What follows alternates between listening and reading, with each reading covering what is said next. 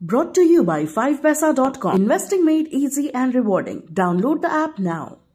मंगलवार को आरबीआई की 6 से 8 जून को हुई मौद्रिक नीति समिति की मीटिंग का ब्यौरा प्रकाशित किया गया, जिसमें एमपीसी के सभी सदस्यों के विचारों का उल्लेख किया गया है। भारतीय रिजर्व बैंक के गवर्नर शक्तिकांत दास ने कहा है कि अधिक महंगाई मुख्य चिंता का विषय बनी हुई है, इसलिए महंगाई के मुद्दों से प्रभावी ढंग से निपटने के लिए रेपो रेट में वृद्धि करने का यही सही समय है।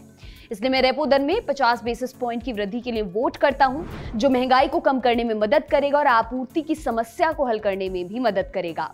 दास ने आगे कहा कि रूस यूक्रेन युद्ध ने पूरी दुनिया में महंगाई को बढ़ाने का काम किया है और आने वाले समय में भी महंगाई से राहत मिलने की गुंजाइश नहीं दिखाई दे रही है, इसलिए मौद्रिक नीति में परिवर्तन करना जरूरी है।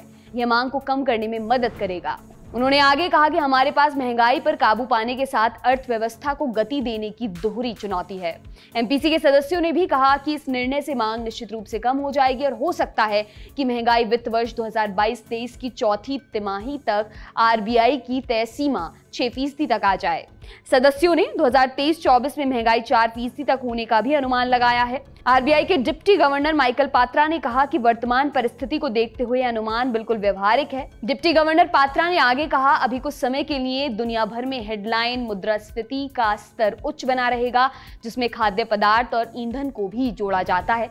इसलिए देखने वाली बात यह होगी कि मुद्रास्फीति की दिशा क्या है, ना कि उसका स्तर, जो कि अभी कुछ समय के लिए ऊंचा बना रहेगा। पात्रा ने कहा, यदि हेडलाइन मुद्रास्फीति वित्त वर्ष की दूसरी छमाही में कम होने लगती है तो रेपो दर के परिणाम बेहतर हो सकेंगे। एमपीसी के अन्य सदस्य जयंत वर्मा ने कहा कि अप्रैल और जून के बीच एमपीसी ने रेपो रेट में 90 बेसिस पॉइंट की वृद्धि की है, लेकिन इसी अवधि के दौरान वित्त वर्ष 2022-23 के लिए रिजर्व बैंक की महंगाई का अनुमान 100 बेसिस पॉइंट से बढ़कर 5.7% से 6.7% हो गया है।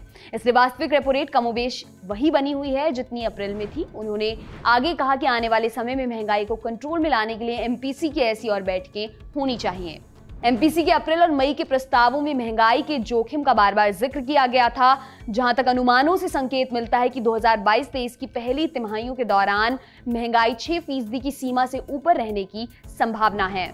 मीटिंग के अंत में मौद्रिक नीति समिति के सदस्यों ने कहा कि महंगाई पर काबू पाने के लिए रेपो रेट में जो बढ़ोतरी की गई है, इसका प्रमुख लक्ष्य आरबीआई द्वारा निर्धारित महंगाई की अधिकतम तय सीमा 6% तक लाने का प्रयास करना है। आपके लिए इसे लिखा है हमारे साथ इंटर्नशिप कर रहे रोहित ने। मेरा नाम है दिव्यांशी। देखते रहिए दी लल्लन टॉप। शुक्रिया।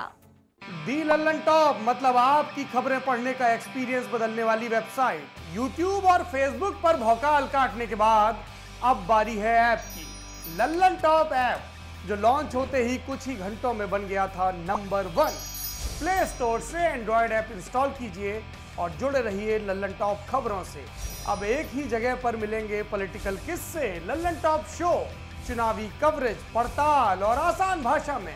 पाइए लल्लन टॉप की वीडियो सबसे पहले, फेसबुक और यूट्यूब से भी पहले। खबरें और वीडियो का आपको मिलेगा नोटिफिकेशन। बड़ी खबर हो या फिर हो किससे, सब आपके फेवरेट सेक्शन आपको हैं बताने। इतना ही नहीं, क्रिकेट मैच का स्कोर और इलाके में मौसम का जोर भी जानिए। आज ही गूगल प्ले स्टोर पर जाइए और दी लल्लन टॉप ऐप इंस्टॉल कीजिए।